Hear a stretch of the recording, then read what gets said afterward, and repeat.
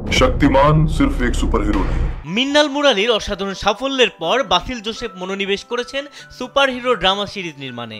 অনেকেই মনে করেছিলেন তিনি হয়তো টোভিনো থমাসকে দিয়ে সুপারহিরো ড্রামা সিরিজের সিকুয়েল নির্মাণ করতে চলেছেন।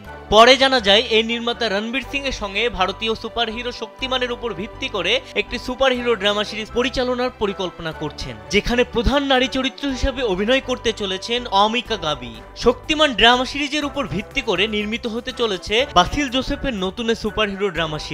दुनिया में इंसाफ कायम रखना है, क्योंकि ড্রামা সিরিজটি স্ক্রিপ্ট এখনো প্রক্রিয়াধীন অবস্থায় রয়েছে। যতক্ষণ না স্ক্রিপ্ট চূড়ান্ত হয় এবং শিডিউলগুলো নির্ধারণ হয় ততক্ষণ পর্যন্ত কাস্টিং নিশ্চিত করা হবে না বলে জানিয়েছেন নির্মাতা। এদিকে ড্রামা সিরিজটি শুরু থেকে বিভিন্ন গুঞ্জন সৃষ্টি করে আসছে। সাজিদ নাদিয়াওয়ালা এবং সোনি পিকচার্স ইন্ডিয়ার সহযোগিতায় প্রযোজিত এই সিনেমাটি 90 দশকের সুপারহিরো চরিত্রের নস্টালজিক মূল্য ফেরানোর চেষ্টা করা হচ্ছে।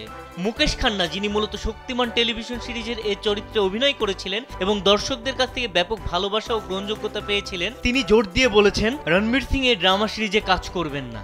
নির্মাতা বাসিল বলেন, যদিও আলোচনা এখনো চলছে, তবে নতুন সিরিজে অমিকা এবং রণবীরের সম্ভাব্য জুটি নতুন একটি গতিশীলতা নিয়ে আসবে বলে আশা করা যাচ্ছে। এরই মধ্যে রণবীর ও অমিকার সঙ্গে কয়েক দফায় আমাদের মিটিং হয়েছে এবং তারাও আশাবাদী এই ড্রামা সিরিজটি নিয়ে।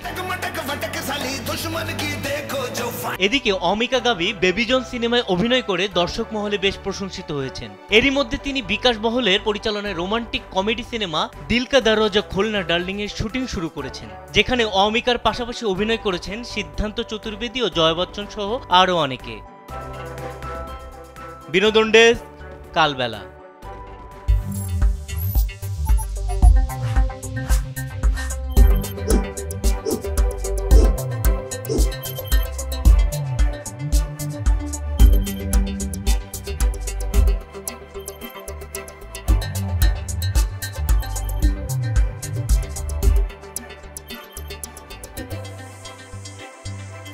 Thank you.